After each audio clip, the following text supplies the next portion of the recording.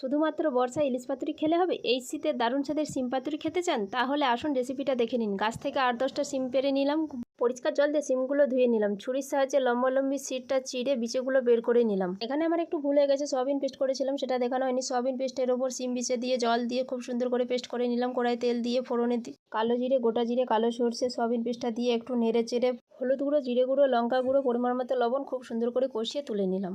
এরপর সমস্ত শিমের ভেতর আমি খুব সুন্দর করে পুরটা ভরে নিলাম। কড়াই তেল দিয়ে একটা একটা শিম আমি তেলের উপর ছেড়ে কিছুক্ষণের জন্য চাপা দিয়ে দিলাম। কিছুক্ষণ পর চাপা খুলে খুন্তি দিয়ে আরেকটা পিঠ উল্টে দিলাম। এখানে আমি কিছু মশলা রেডি করে নিলাম। অল্প একটু সাদা সর্ষে বাটা, পরিমাণ মতো হলুদ গুঁড়ো, লঙ্কা গুঁড়ো, জিরে গুঁড়ো, অল্প একটু নুন, স্বাদের জন্য চিনি আর বেশ কিছুটা টমেটো সস খুব সুন্দর করে মিক্স করে অল্প জল দিয়ে একটা ব্যাটারে পরিণত করে নিলাম। ব্যাটারটা হাফ ফ্রাই শিমের উপর দিয়ে দিলাম। খুন্তি দিয়ে একটু নেড়ে চেড়ে উপর দিয়ে 1 চামচ ঘি, অল্প গরম মশলা দিয়ে আবারও একটু নেড়ে চেড়ে উপর দিয়ে ধনেপাতা কুচি দিয়ে এই দেখুন প্লেটের মধ্যে তুলে নিয়েছি। কালারটা কত সুন্দর হয়েছে।